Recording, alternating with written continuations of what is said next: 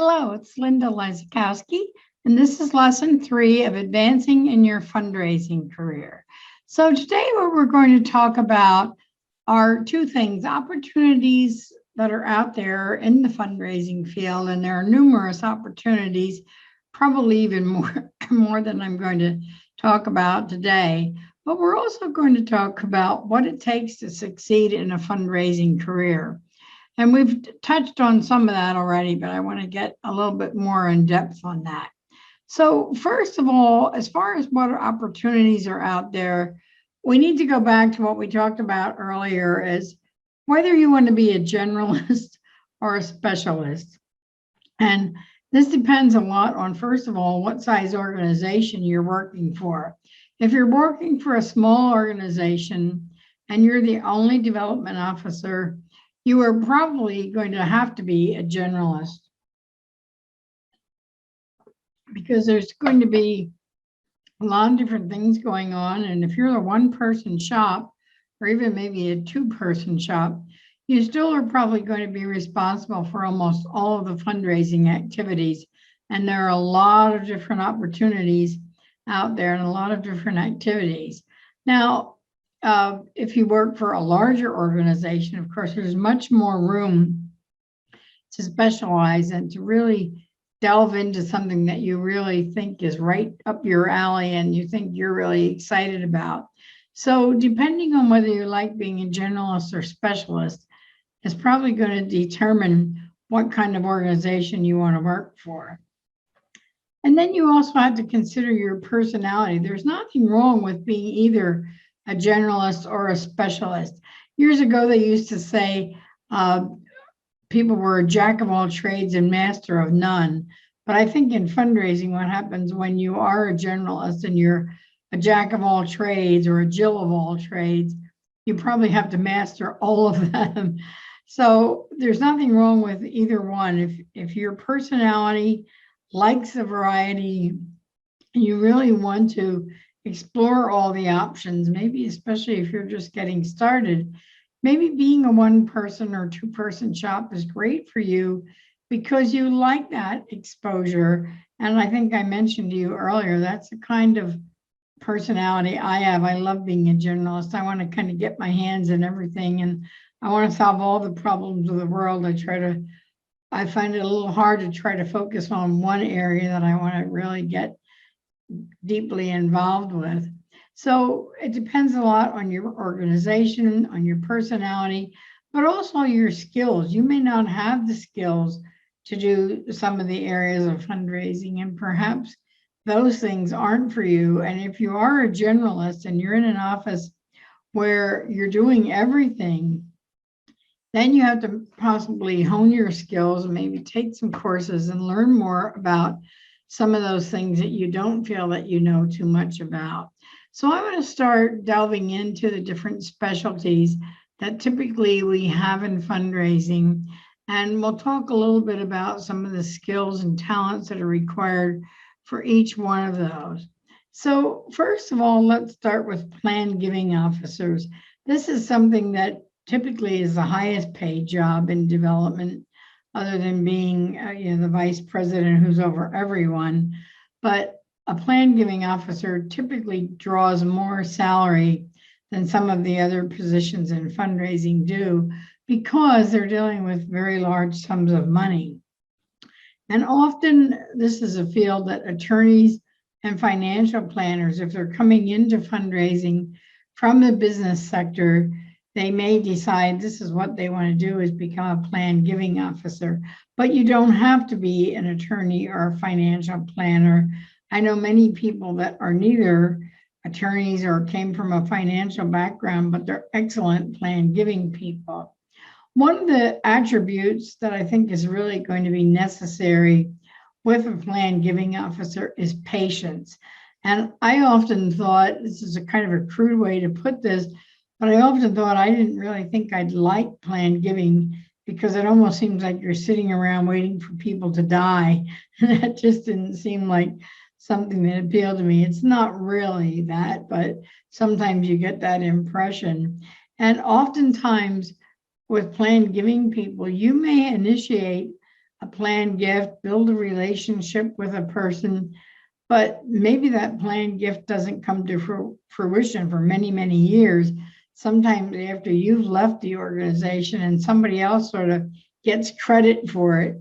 But it is a job that requires a lot of patience because there are so many different aspects, and sometimes it takes years and years to cultivate a planned gift. Another thing that you need, a skill that I think you really need, is understanding the different instruments that are used in planned giving. Even if you're not an attorney or a financial planner, it might behoove you to take some classes in financial planning or in estate planning so you do understand some of the different vehicles that are available. And I'm not going to get into a great deal. I don't have a course on planned giving. It's not my specialty, but bequests are the simplest and easiest way to get a planned gift. But there are many other instruments out there. There are real estate trusts, there are living trusts, there are charitable remainder trusts, charitable lead trusts, insurance vehicles, all type of thing, retirement plans that people may give to a charity. So there are a lot of different vehicles, and you do have to study some of this to start to understand some of those different vehicles that are being used. But in addition to all the technical stuff, a planned giving officer really needs to have the ability to build relationships, because as I said, these are relationships that often take years to cultivate with a donor before they're ready to actually make that planned gift. And if you're not an attorney or a financial planner or a estate planner, and you go into this with the knowledge of some of those instruments, you've studied some of that, one of the things that will still be helpful for you is the ability to work with those allied professionals, to work with attorneys and estate planners and financial planners, and perhaps even insurance people, because they can help fill in the gaps that maybe you don't know all the technical answers. But working with those allied professionals is going to be very critical to your success as a planned giving officer. The next possibility is a major gift officer. And sometimes this is one position within an organization. They might have someone that is planned and major gifts. And I have a friend, Stephen Myers. If you haven't read his book, it's really an excellent book on personalized philanthropy.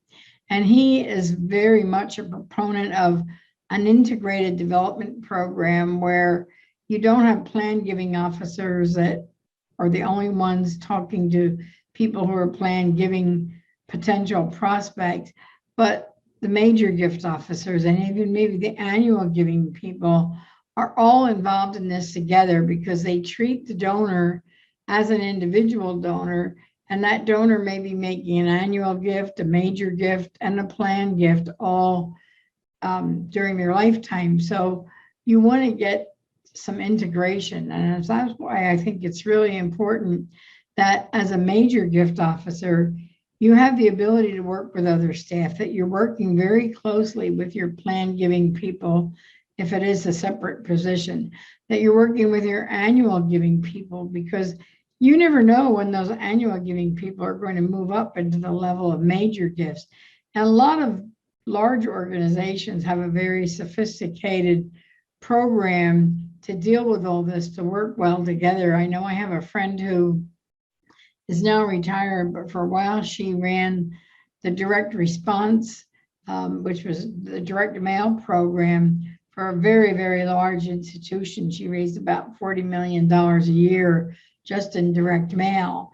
But they had a system where after a person gave through the direct mail a certain number of times and they had reached a certain level of giving, they were then turned over to the telephone fundraising people who made personal calls to them about upgrading their gifts and seeing if they could motivate them. And after they got to another certain level, they were turned over to a major gift officer and probably eventually a planned giving officer too. So they worked really well together.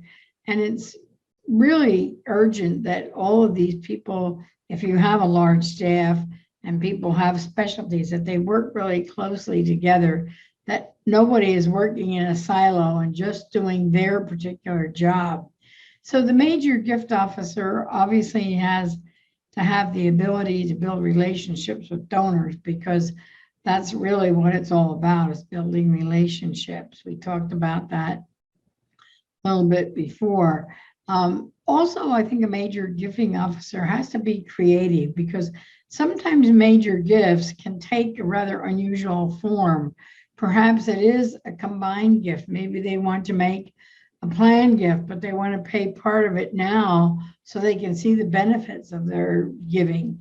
It might be a creative way to approach a gift, maybe a multi-year pledge, or maybe a gift in kind, or there could be any number of ways to approach a major donor. So they have to have a certain level of creativity. And like any good fundraiser, they have to be a good listener, because building relationships is all about listening to the donors. And of course, they can't be afraid to ask for a gift, because that's their job. Many major giving officers are assigned a certain number of clients in their portfolio that they build relationships. And it's very much like when I was a private banker in the banking field, I had a portfolio of people who had reached a certain level of investment with our bank. And I was responsible to make periodic contact with those people to find out if there were any other services that they needed, if there was anything I could do to assist them with their banking. And so that all comes into play with the major gift officer. So that is a field that a lot of people are interested in, because it's very rewarding. They typically are dealing with the people who are capable of making major gifts to their organization.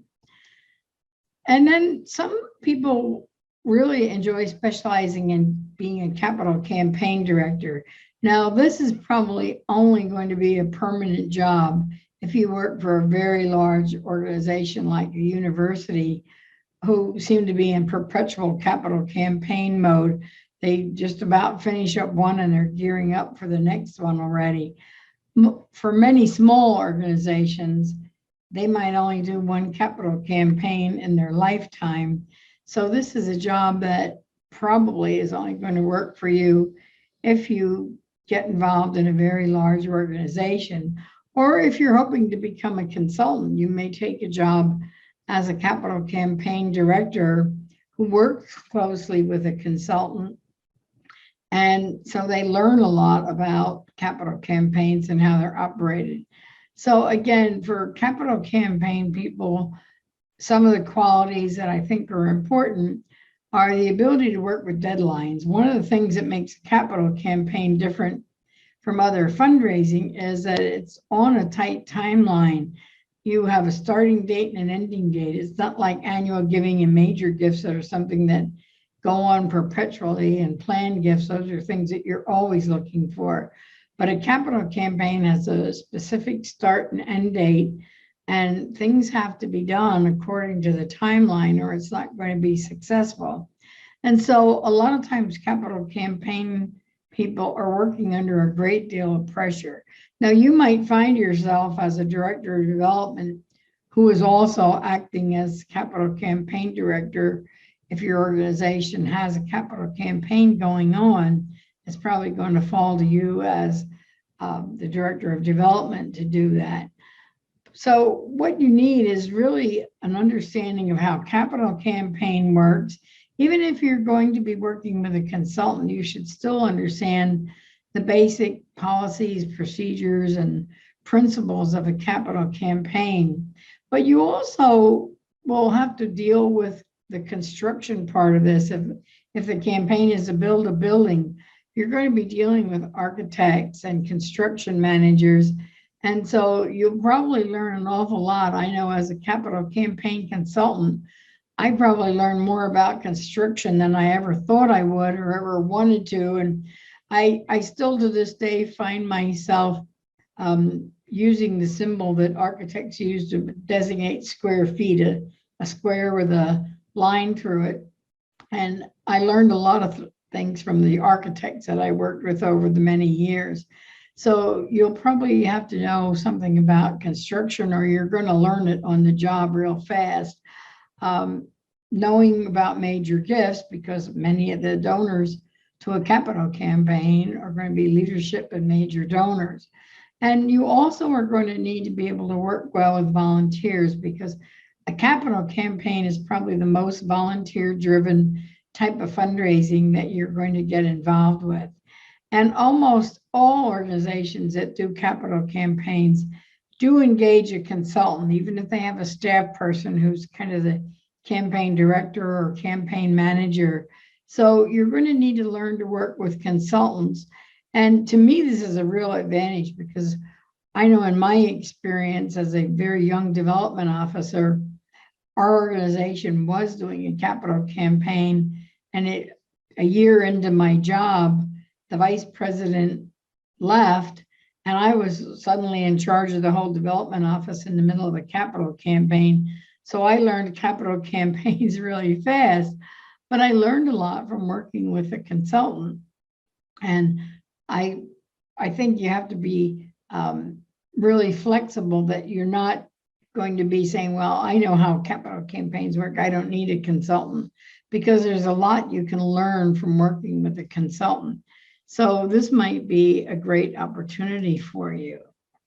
Now, there are sometimes people have the title of annual giving director, and they really are covering all the gamut of the annual giving campaigns or appeals. So if you are interested in being an annual giving director, maybe it's because you really like variety. You like getting involved in all these different aspects, but you also need that ability to work with the major gift and plan giving people, because it's important that you're able to identify annual donors who could be potential major donors or could be potential plan givers. So you want to have the ability to work really well with the other people on your staff. And of course, because there are so many things involved in annual giving, you have to be very well organized, and it helps to have some technology savvy as well. Now, you may be responsible for all the annual giving, which encompasses all these different specialties. Direct response, usually direct mail and telephone fundraising, business giving, special events, grants, all of that might be part of the annual giving director's job, and especially in a fairly small organization. But if you're in a large institution, then you may work only with one of those specialties. So let's talk about each of those specialties and talk a little bit more about what they involve and what some of the criteria are to be involved with those. So I want to start with business giving. And first, I want to address what I call the corporate foundation relation fallacy. And this is very prevalent in universities and maybe in some other large institutions, where they appoint someone to be the corporate and foundation relations officer. And I think this is a huge mistake, because there are two different talents. And I talk a lot more about this in my course, Raise More Money from Your Business Community. But typically, corporate people are the kind of people who can get out and work with a business community, who have relations in the business community, where foundation people are principally those who do the research and write grant proposals, because that's how you approach a foundation. And sometimes that's how you approach a corporation if they have a corporate foundation. But there are so many businesses in your community. 95% of all the businesses in the United States are not incorporated. And so you want to learn to work with your local business community as well. So I think that whole corporate foundations office is a really huge mistake that some organizations make, because what happens is, usually what I see happen is all the emphasis is put on foundations, because these people don't have a clue of how to go out and talk and communicate with the business community. So if you're going to really get involved in in your local business community, you have to have the ability and the skills to know how to communicate and how to work with business people. You also will need the ability to work with volunteers because as you'll learn if you take my business, raise more money for your business community course, the most successful way to reach businesses is involving peer-to-peer solicitation using a lot of volunteers. But even if you're the one who's out talking to businesses yourself, you need to have the ability to present your case to businesses, which may be very different from the way you present your case to individuals and foundations. It's the same case for support, but you present it differently. And we talk about that in my course on telling your story right, create a compelling case for support. But business giving can be a full-time career for large organizations. That I know I worked for one organization that raised $500,000 from local business community. And it wasn't my only job, but it consumed most of my time working on that annual business appeal. And then some people really love special events. And I'm kind of lumping this in with annual giving because typically special events are something that you do run on an annual basis. Most organizations have certain signature events that they run every year. They may have one, they may have two events. But special event people, I admire greatly because I don't have the patience for special events, to be perfectly frank. You first of all have to be very well organized because special events typically involve a lot of different things. There's getting attendees, there's getting sponsors, there's handling the logistic details, and there's a lot involved in special events. So you definitely have to be well organized and have the ability to plan early because most special events take about a year of preparation. And of course, you also have to be able to work with deadlines because, you know, if an event is scheduled, boy, you better be ready for it that day or that evening, or else it's just going to flop.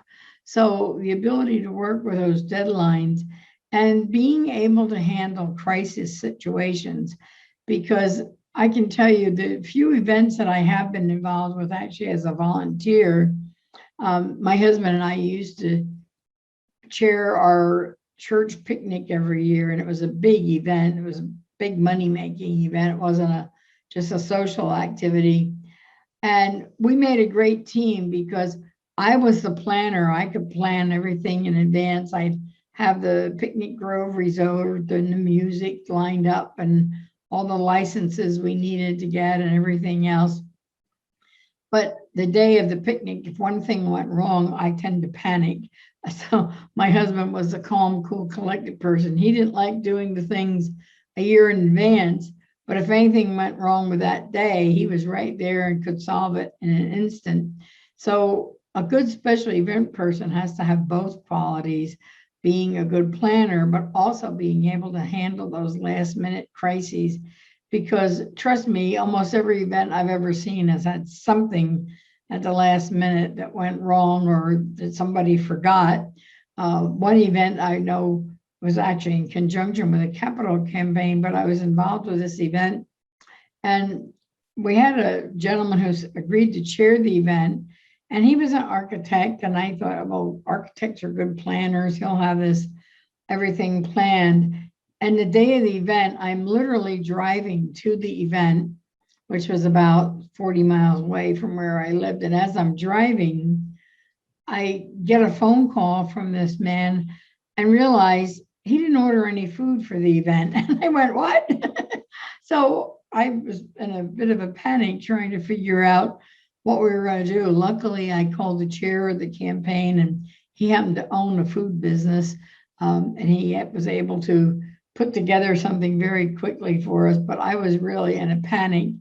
And those kind of things happen with special events all the time. So be prepared. The other thing that special events are also pretty volunteer intensive. Most special events have a whole volunteer committee. So you have to be able to work well with those committees. And sometimes smooth over situations. I remember one event that we held at one of my employers, and it turned out the chair of the event didn't get along with another woman on the committee who happened to be the wife of the chair of our board. And I was constantly sort of stepping in and trying to mediate between those two women because they just did not hit it off very well. So a lot of times balancing the juggling volunteers can be quite an ordeal for you too. Now, some development offices, usually again, the larger ones, have someone that specifically does writing. And sometimes it's strictly grant proposal writing. Maybe that's all that person does. But other times, if they have a full-time writer, they may do things like the newsletters, direct mail letters, case statements, proposals to individual donors. So there may be a lot of writing. Sometimes the director of development does things like write the case statement and write the letters. And maybe you have a marketing department or a graphic designer that works in the department that does the newsletters and things like that. But there's a lot of writing that takes place in the whole field of development. So it may be spread out over different people. You may have a grant writer, or you may contract that grant writing out to an independent consultant.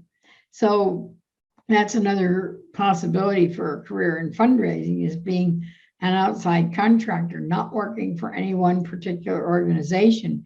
Grant writers often do this. I know many, many grant writing consultants who work for a multitude of organizations because they really like doing grant proposals. And so they oftentimes, in a small organization, there is enough to keep one person busy. So they will branch out and do consulting for a variety of different organizations. But to get involved in any kind of writing, of course, you have to have a good command of the language and of grammar. Now, there are a lot of tools out there to help you with grammar. Spell check doesn't always work, but spell check does have a grammar check too that will tell you, maybe there's a better way to word this. So there's a lot of tools and resources out there available, but the better command you have of the English language or whatever language you're writing in, the better off you're going to be. With grant writers and with all these other things like newsletters, again, we're up against deadlines all the time. And this is one of the reasons I never wanted to be a grant writing professional, because all the grant professionals I know are constantly saying to me, I can't talk this week, or I can't have lunch this week. I have 3 grants due and I'm working on deadlines. And they always seem to be down to the wire. And that frankly drives me crazy. So this is why I never chose this as a career. But if you can do that and you can work well on deadlines, I really admire you.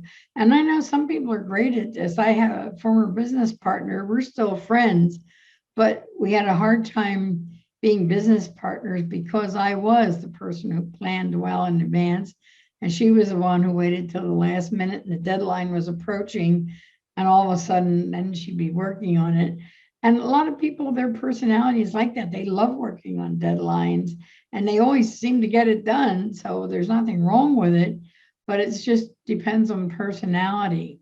And then unless you have researchers in your office, and that's probably only going to be in a big office like a university, the grant writers also many times have to do the research. And frankly, the research is what bores me more than the writing does. I love to write, but the research just doesn't appeal to me. But it does to a lot of people. They love doing that research, and finding a right match for their client or for their organization is really a thrill to them. So if that's your personality, maybe this is a good opportunity for you. Now, if your organization is big and you can have dedicated researchers, again, this is something that sometimes people contract out. I know I have some clients that wanted me to do research on different grants that might be available. And I said, well, I don't do that, but I can refer you to someone who does. And the researchers have to also be very detail oriented because they have to look at deadlines. When does this funder make their grants? What's the deadline to get it in? What kind of information do they need? What do they fund? How much do they typically give? What kind of projects do they fund? What kind of organizations do they fund? So there's a lot of detail in research. And of course, you have to be technologically savvy also, because today it's all done online. Years when I entered the profession, there was this book about this thick on foundation directories that you had to read through. Now it's all done online, so it's so much easier. But also the researchers have to understand that they're researching oftentimes businesses, foundations, and individuals. And so the research methods might vary. If they're researching a business, they'll probably go to the website and see if that business has anything on there about its giving policies and that type of thing, or their areas of interest.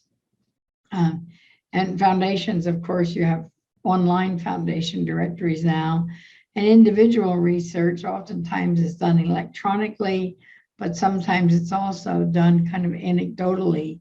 So the researchers have to understand the difference between all these different constituents that they're researching. And then also in a large organization, there's often a data entry person. Now, I find sometimes in small organizations, they don't have the funds to hire somebody just to do data entry. So it might be that this falls onto the development director or a development assistant, someone else in the organization. But data entry has gotten a lot simpler in recent years because there are so many programs out there now that will allow you to manage your data much simpler and much easier than it used to be.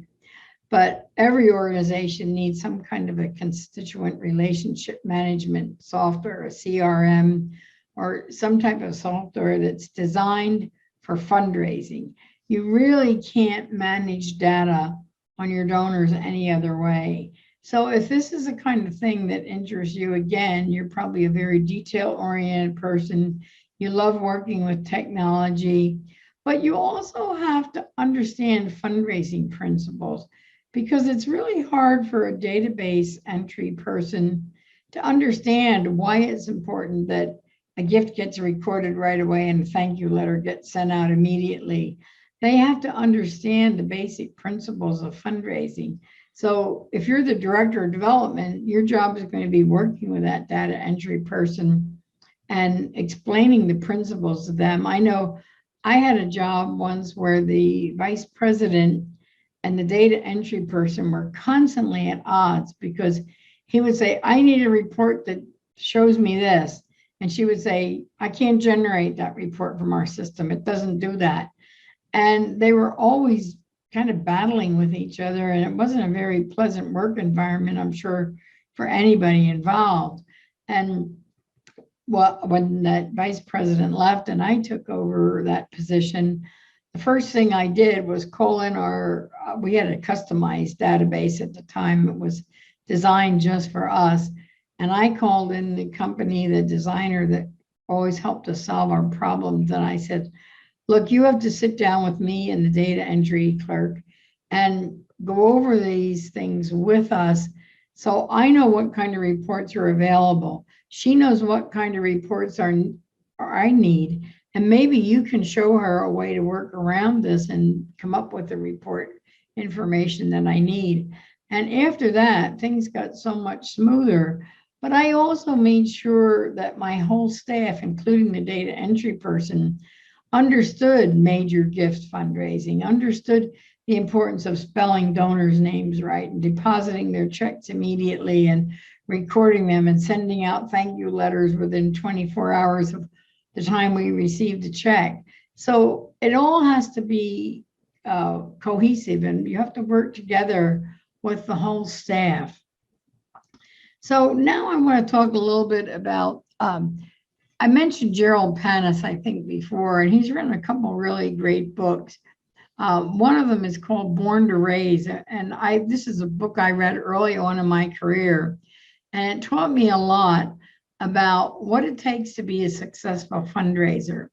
And so he lists, let's see, I believe there's about 10 things here: impeccable integrity, a good listener, the ability to motivate, a hard worker, concern for people, high expectations, loving the work that you're doing, having high energy, perseverance, and presence. So I'm going to just talk about these. I know I've talked about some of these things in the last lesson, so I'm not going to spend a whole lot of time on them, but some of these we haven't talked about yet. The first one, of course, is impeccable integrity, and I talked a lot about ethics in the last session, but I think there's a reason that Gerald Panis listed this as number one on his list, because to me, this is one of the most critical things, that all fundraisers really have a good sense of ethical standards and that they do have impeccable integrity, because if you don't have that, you're never going to be a good fundraiser. The other thing that I know we talked about some is being a good listener. And I really think that there's a good reason we were all born with 2 ears and 1 mouth, because we're supposed to listen twice as much as we talk.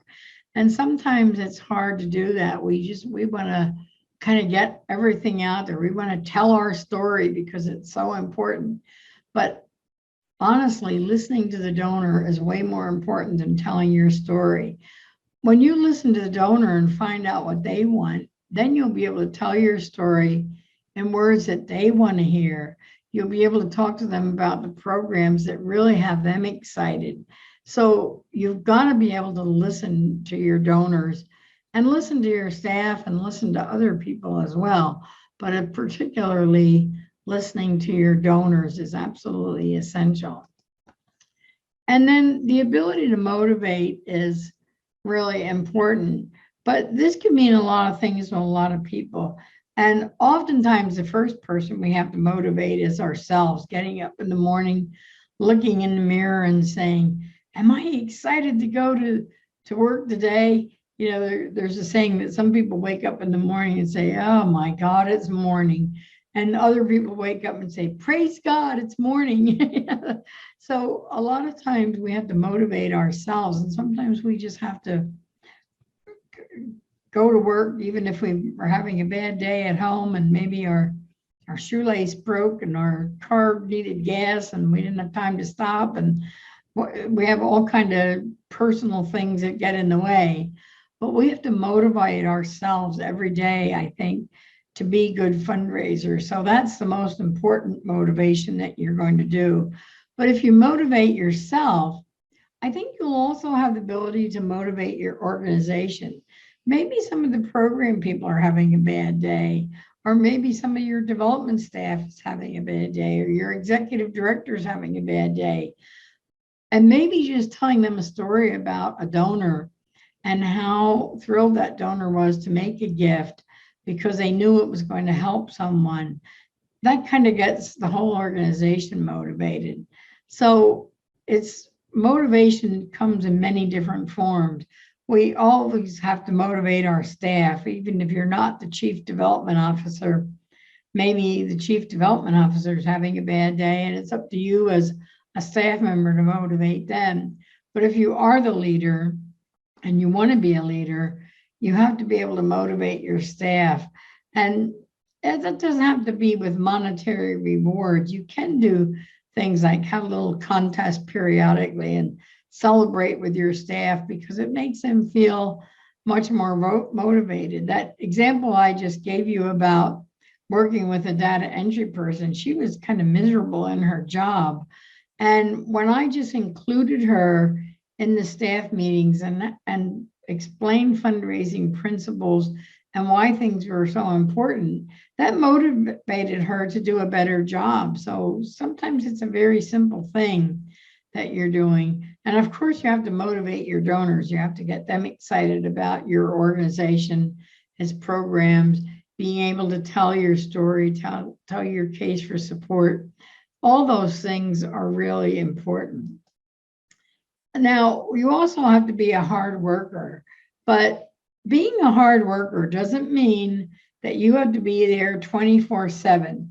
And I think we all know people like this. I know people like this who feel like, well, if I'm up there doing everything and they're working so hard, oh, everybody's going to appreciate me and everybody's going to notice me. And maybe I'll get ahead because I come in first thing in the morning and I leave after everybody else leaves.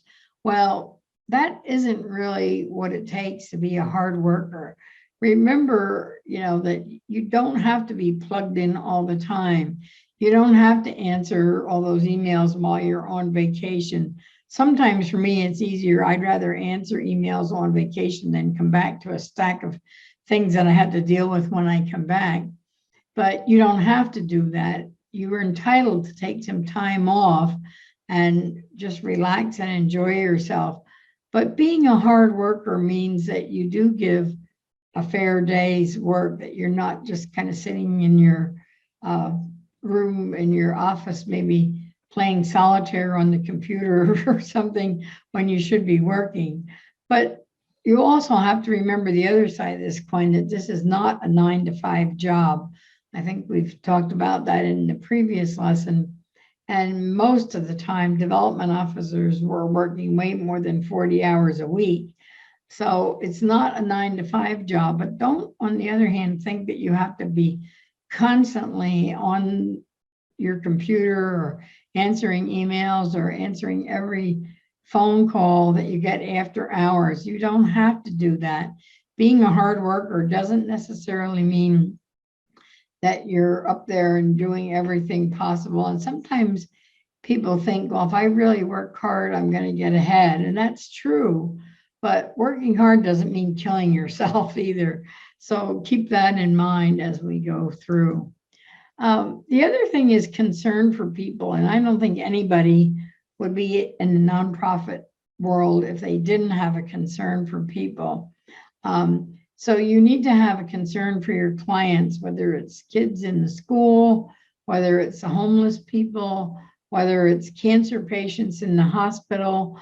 And, sometimes we think of certain professions as being very caring, like teachers and nurses. And my husband spent 4 years in a nursing home, so I was around nurses and CNAs all day long, and I really came to appreciate them because they did have concern, for the most part, for their patients. I know that I've seen some examples of nurses that weren't really so concerned about their patients, but for the most part, I think 99% of people in the healing professions are very concerned about people. And fundraisers are too. I don't think I've known many fundraisers that are in this just because it's a job. They're in there because they care about their clients, no matter who their clients might be. They care about other staff people, and showing that concern for other staff people, it doesn't cost you anything to be nice to the rest of the staff. And sometimes people that are in development get so obsessed with their own advancement that they don't really care much about the staff. So you should care about your staff and try to help them in their advancement in their career. What do they hope to get out of this? Sit down, talk to them sometime and find out, what are their ultimate goals? Would they like to be at a higher level than they are currently? Would they maybe like to tackle a new task that is new for them, just for the learning capability? And of course, you want to be concerned for your donors, because that's going to show if you're not just building relationships with your donors because they're writing checks to the organization, but do you really care about them? Do you care about their needs and their desires? And you try to make them that joyful giver that we talked about last time, because most people feel really good when they give. And if they don't feel good after giving to your organization, then you're doing something wrong. And concern for your volunteers. Are the volunteers in a role that they really enjoy being in, or would they maybe rather be doing something different? Or do they feel like they're recognized enough? So you have to have concern for people to be successful at this job. And then high expectations. And again, these high expectations start with for ourselves. We should always expect the best from ourselves. And I mentioned when we were talking last time about being and looking professional, that you should always think about the job that you really want to have, even if you're not in it yet. How do I get to that job? I have high expectations. I think I could be the vice president. I think I could be an executive director. I think I could be a consultant. So have those high expectations for yourself and don't always satisfy for, well, I guess I'm stuck in this job and I'll just do this until something better comes along. Have some real goals for yourself. We talked last time a lot about goal setting, but also have high expectations for your organization. You know, as a development person, it is possible for you to lead from the middle, as they say. It doesn't have to always come from your executive director. You should expect your board, your other staff members to also be ethical and professional and have high expectations for the organization and for your staff. Maybe challenge some of your staff people by assigning them something with your guidance. Tell them, gee, I'd like to really tackle something new here. I know you've never done this before, but I think you could be helpful in major gifts. So guide them along and have some high expectations of them, because for the most part, people live up to the expectations. If you don't expect much from them, you're not going to get much from them. If you expect great things from people, they usually come through and deliver those great things. So the same way with your volunteers and with your donors, have high expectations for them too. Expect that they're going to be doing things in the right way, your volunteers. Because if you expect little, again, you're going to get little from them. And your donors have the expectation of those big gifts. If they're capable of making a big gift, have the expectation that one day you're going to get that big gift from them. Might take some relationship building and some cultivation. But if you don't have that expectation, you say, oh, well, that person's never going to give us more than $50.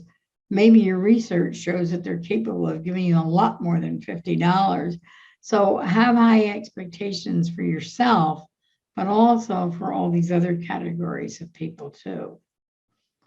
And then loving the work. This I think we talked about pretty much last time, but just remember what we said about passion. Loving the work means you love being a fundraiser, but it also means you love the organization that you're working for. And if you're finding yourself in a position where you either don't love being a fundraiser anymore, then maybe you need to branch out and try something different. Maybe you need a different organization. Maybe it's time for you to think about going on and being a consultant if you no longer feel happy in the work that you're at. But you've got to love the work, because that does show through.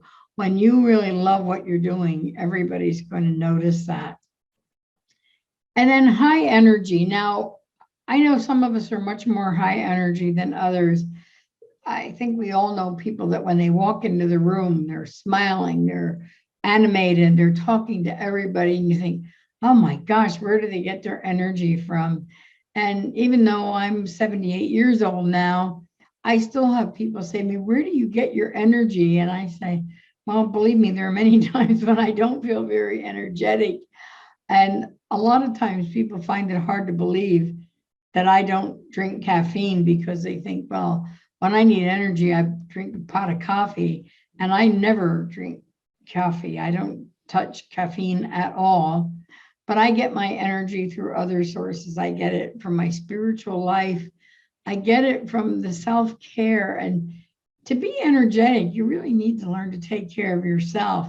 My yoga instructor has been away for 4 weeks, and I'm going crazy because I don't have the opportunity to do yoga. She's just coming back, and I'm so relieved. And I think to myself, well, I could really sit down and do a lot of this yoga on my own. I don't need her, but she's very motivating. So I think you can take care of yourself, whether it's through yoga, meditation, whether it's your spiritual life, if you like hiking, get out in nature. If you like animals, maybe spend some time with your animals at home. All of those things can give you energy. And, there are extroverts and there are introverts. Some people get energy from other people. As tired as I am, when I have to get up and talk in front of an audience, I feel so much more energized after I do that because I get my energy from other people.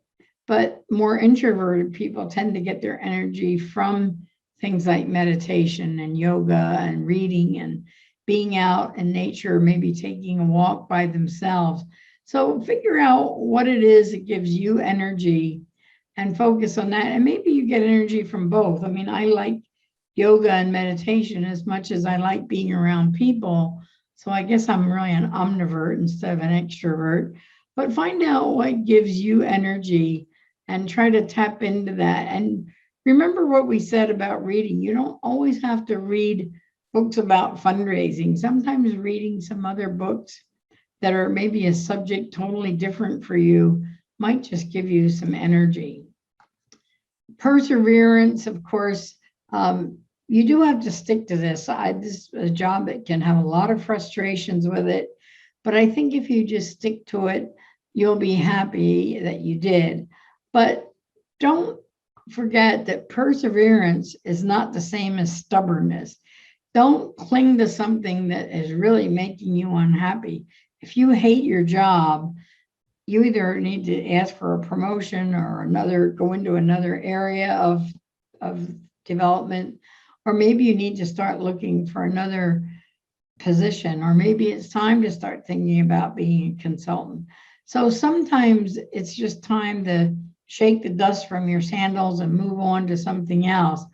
But for the most part, I recommend to people that they try to stick with it until it gets to the point where they're really unhappy and they don't even want to get up and get dressed and go into work anymore. Then it's probably not perseverance anymore. It's stubbornness that they're staying in that job just because it's a steady job and maybe it pays well. Or they may be much, much happier in another job, maybe even if it pays less. And I never think it's worth it to stay in a job you like just for the salary. The last thing Jairus Panis mentions is presence. And we talked about this in an earlier session about acting and talking and dressing professionally. But presence is more, it's thinking professionally. You really have to think on the professional level too, because there's more to it than just acting professional and looking professional. You have to think like a professional and get up and tell yourself, I'm not just going to a dreary job, I'm a professional. And without me, maybe our clients wouldn't be able to receive the services that they are receiving, because I have this profession of fundraising and it's so critical to our organization's mission. So you are a professional and you have to think that way and tell yourself that maybe every day if it needs to be. So I'd like to assign some, again, maybe a little bit unusual homework that you might think of. But one thing I'd like you to do is look at probably something like the Chronicle of Philanthropy or some job postings on AFP, and just kind of look at some ads for development jobs and try to get a feel for what people are looking for. What you might find is some technical things like a CFRE is preferred or a CFRE is required, or you have to have a bachelor's degree, a master's degree is preferred, those kind of things. But look at those ads for maybe reading between the lines. And I always kind of chuckle when I see an ad for a chief development officer and they say they must have knowledge of Blackboard or Razor's Edge or whatever software they're using. And I think, well, if this is a chief development officer and they're supervising an office full of people, there's no reason they should need to learn a software program, because they're probably not going to be using that software program themselves. So I think it would just be helpful to look at some of these ads and see what kind of things they are asking for. And then if you're not already a member of AFP, I would suggest joining it or another professional association, perhaps if you're in higher education. Now, this is an organizational membership, non-individual membership, but if your organization a member of CASE, what other professional associations are out there? If you're a researcher, there's a APRA. If you're a plan giving person, there's associations for plan giving. But join one of those associations and get involved in it, because you'll learn an awful lot. And then, just as kind of a refresher, go back and study that donor bill of rights, because I think it never hurts us to become familiar with these things and help give us that impeccable integrity that Gerald Panis talks so much about, and that I think is absolutely the best criteria for a successful fundraiser. So that's your homework for today, and I will see you in our next lesson. Bye.